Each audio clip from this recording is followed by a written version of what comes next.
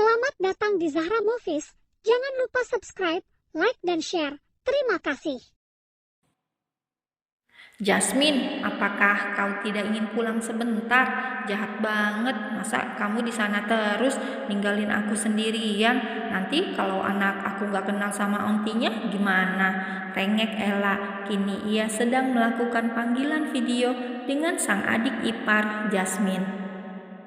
Haha, nanti aku akan pulang, El. Tapi aku masih belum tahu kapan. Aku masih ingin di sini dulu, ucap Jasmine dengan senyum tipis menghiasi wajahnya. Memang kini Jasmine sudah sangat berbeda dengan yang dulu. Tidak ada lagi keceriaan dan kecerewetan gadis itu. Yang ada hanya tatapan sayu, senyum tanpa tawa, dan juga suara yang begitu lembut. Apakah kau masih bersama John? Tebak Ella menyeringai. Sukses membuat Jasmine langsung membulatkan matanya. Kau bercanda? Bagaimana mungkin dia ada di sini?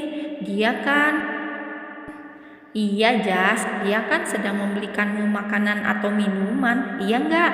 Tebak Ella yang lagi-lagi membuat wajah Jasmine memerah.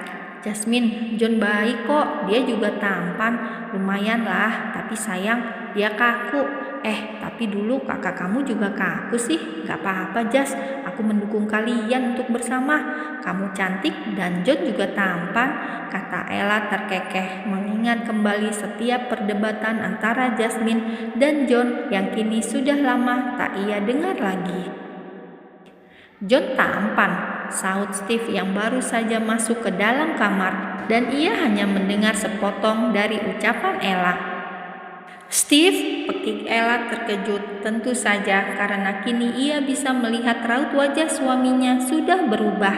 Steve begitu posesif dan penjemburu berat. Ia tidak pernah mengizinkan dirinya untuk memuji siapapun kecuali dirinya.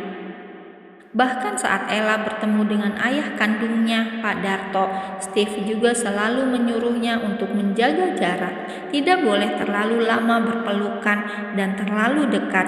Dan kini ia tiba-tiba mendengar bahwa Ella memuji ketampanan asisten pribadinya sendiri. Tentu saja ia cemburu dan marah. Apa kau menyukai John? Tanya Steve dengan tatapan yang mengintimidasi seperti pemburu dan siap memangsa. Bukan begitu maksudku. Ini aku Di ujung sana, Jasmine tanpa sengaja melihat adegan live antara Steve dan juga Ella. Memang sambungan video call mereka belum dimatikan. Ella hendak menjelaskan kepada Steve kalau yang ia dengar itu hanya sepotong. Namun belum selesai ia menjelaskan, Steve malah lebih dulu membungkam bibirnya tepat di depan kamera laptop yang masih tersambung dengan Jasmine. Steve, tunggu dulu.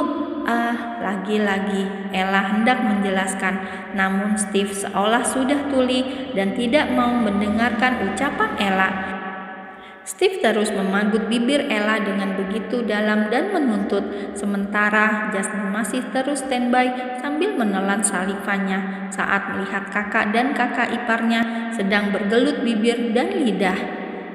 Hingga tiba-tiba seseorang datang dan mematikan sambungan video call tersebut, dan yang membuat Jasmine semakin terkejut adalah saat ini wajah John sudah terlihat seperti menahan marah padanya. John, gumam Jasmine lirih dan hendak merebut kembali ponsel yang kini masih berada di tangan John. Kenapa kau suka sekali melihat hal seperti itu? Tuduh John. Hei, aku tidak sengaja. Kamu tahu, kakak saja itu yang terlalu berlebihan. Dia tidak bisa cemburu sedikit, hanya masalah kecil ia langsung marah dan langsung mencium Ella begitu saja tanpa dia tahu kalau kami sedang melakukan panggilan video, jelas Jasmine sedikit terbata.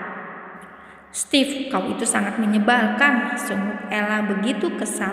Ia segera menarik selimut untuk menutupi tubuh polosnya.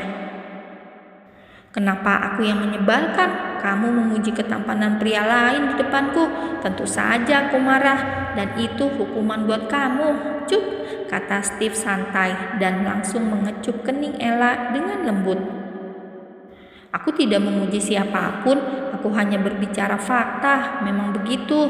Dan kamu tahu, tadi aku sedang melakukan panggilan video dengan Jasmine. Astaga, Jasmine, seru Ella langsung beranjak dari tempat tidur mencari keberadaan laptopnya yang ternyata sudah berada di lantai. Steve, sejak kapan laptopnya pindah tempat? Apakah tadi Jasmine melihat? Ella menutup mulutnya dengan satu tangannya. Ia menatap Steve yang terlihat sangat cuek dan tidak peduli. Biarkanlah, kenapa kamu memikirkan Jasmine? Lebih baik kamu memikirkan aku. Steve langsung menarik tangan Ella dan kembali membawanya ke dalam pelukan. Maaf sayang, Papa tidak sengaja, desis Steve saat melihat Ella sedikit meringis. Ia langsung mengusap perut besar Ella dan menghujaninya dengan ciuman. Tapi Steve, bagaimana bila benar Jasmine melihat kita sedang itu? Cicit Ella begitu pelan. Sungguh otaknya kini tidak bisa berpikir tenang. Ia begitu resah dan gelisah. Takut sudah pasti. Namun lihatlah suami tiada akhlaknya. Kini malah terlihat santai dan mengobrol dengan sang calon jabang bayi. Kalaupun dia melihatnya, biarkan saja, dia sudah dewasa dan sebentar lagi dia akan merasakannya, kata Steve begitu santai. Ya, pekik Ella dan langsung memukul punggung suaminya. Kamu itu benar-benar menyebalkan. Sayang, di sana sudah ada John. Kalaupun dia melihat, aku yakin dia akan melihat adegan awal kita.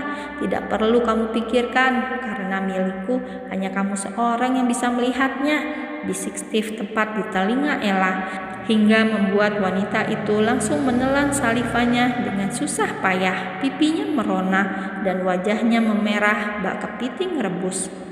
Meski bukan kali pertama atau kedua ia mendengar kata-kata atau ungkapan abstrak dari Steve, namun tetap saja ia selalu merasa malu. Sayang, Steve sakit, jerit Ella semakin histeris. Untuk beberapa detik otak Steve masih terdiam, hingga tiba-tiba Ella menarik rambutnya dan semakin menjerit histeris. Steve, perutku sakit. Dan saat itu juga Steve langsung tersadar. Karena saat Ella mengatakan bahwa perutnya sakit, ia juga ikut merasakan ada sesuatu yang basah di bawah selimutnya. Kak, kamu kenapa? Ini kenapa basah begini? Steve sempat heran saat melihat kondisi tempat tidurnya. Padahal seingatnya mereka tidak ada yang sampai mengotori spray begitu banyak seperti itu. Steve, sepertinya air ketubanku pecah. Ella kini sudah tidak berteriak. Ia mengingat kembali kata-kata yang diucapkan oleh pembimbing senamnya, bahwa apa yang ia rasakan saat ini adalah salah satu tanda melahirkan. Sekuat tenaga, Ella mengatur nafasnya untuk mengurangi rasa sakitnya. Melahirkan? Maksud kamu? Steve yang masih terkejut hingga kini otaknya masih terasa lelet diajak berpikir. Iya Steve, melahirkan. Cepat, aku gak tahan, ujar Ella terus meringis menahan sakit luar biasa. Tapi sayang, perkiraan masih 2 minggu lagi. Kenapa sekarang? Astagfirullah Stephen Artajaya, aku gak kuat, teriak Ella lagi pada akhirnya. Rasanya ia tidak memiliki tenaga lagi untuk menjelaskan pada suaminya mengapa air ketubannya sudah pecah sebelum waktunya. Tunggu sebentar, aku bersiap dulu. Dengan cepat ia segera membuka selimut dan ternyata sudah banyak air yang membasahi spraynya. Tubuh keduanya masih polos. Dengan keadaan panik, Steve segera turun dan berlari ke walk-in closet untuk mencari pakaian. Tak berapa lama, ia kembali dengan membawakan pakaian untuk Ella. Kita ke rumah sakit. Steve segera memakaikan Ella sebuah baju terusan tanpa memakai baju dalam. Lalu ia segera menggendongnya menuruni tangga sambil terus berteriak memanggil supirnya. Ia tidak mau mengambil resiko. Saat panik, ia tidak mau membawa mobil sendiri. Sepanjang perjalanan, Ella terus meringis dan tak hentinya menjambak serta mencakar tubuh Steve. Air matanya menetes tanpa permisi. Namun ia tidak terisak, hanya air mata saja yang lolos. "Apakah sesakit itu?" tanya Steve tak tega saat melihat wajah Ella yang begitu menyedihkan. Rambutnya masih berantakan serta peluh semakin membanjiri kening dan wajahnya. "Sakit," rintih Ella semakin mencengkram lengan Steve saat kontraksi itu datang kembali. "Maafkan aku yang tidak peka," ujar Steve menciumi puncuk kepala Ella. "Steve, sakit, pengen nangis. Sudah cukup, aku tidak mau lagi kamu hamil. Cukup ini yang pertama dan terakhir. Aku gak mau punya anak lagi. Aku gak mau lihat kamu kesakitan seperti ini lagi." Tiba-tiba saja Steve menangis dan langsung memeluk kepala Ella. Sementara Ella langsung menghela nafasnya dengan berat sambil menangis.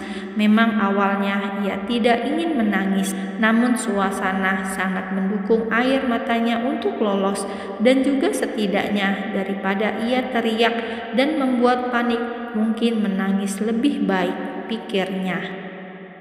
"Dokter, cepat kau tangani istriku!" teriak Steve saat sudah sampai di rumah sakit dan bertemu dengan salah satu dokter di sana.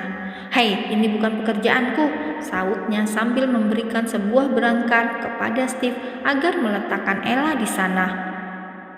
"Kau itu dokter bodoh," cetus Steve dan langsung mendorong berangkar bersama beberapa dokter dan perawat.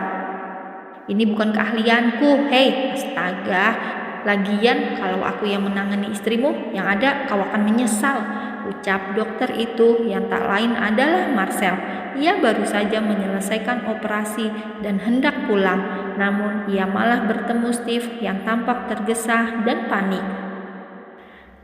Kau tunggu di sini bersamaku," Marcel mencegah Steve yang hendak ikut masuk ke dalam. Sebenarnya tidak apa bila suami ingin menemani, namun Marcel sangat mengingat tabiat seorang Steve.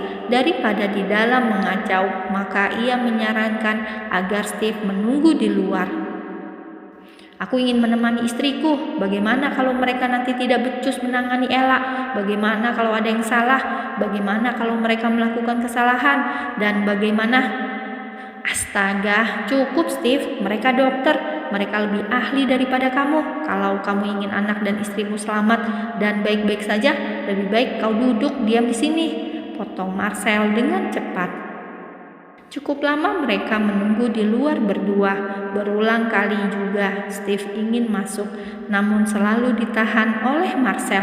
Hingga setelah hampir 1 jam, seorang dokter keluar dengan membawa seorang bayi mungil yang dibedong dengan sebuah kain berwarna ungu. "Bagaimana keadaan istri saya, Dok?" Bukan melihat bayinya. Fokus utama Steve langsung menanyakan keadaan Ella. Ia mengintip dan tidak sabar untuk segera masuk ke dalam. Namun dokter dan Marcel mencegahnya. "Steve, ini anak kamu," cetus Marcel dan melihat keadaan bayi mungil milik Steve. "Oh iya, aku lupa." Steve menepuk keningnya sebentar, lalu ia mengintip dari balik bedong, melihat wajahnya sebentar. "Sel, kau urus." Lalu ia kembali fokus ingin menerobos masuk ke dalam. "Astaga, sudahlah Mia, biarkan dia masuk. Dan untuk bayi mungil ini, kamu langsung antarkan ke ruang bayi saja," ujar Marcel menggelengkan kepalanya. Begitu mendapatkan izin untuk masuk, Steve pun segera masuk ke dalam ruang persalinan.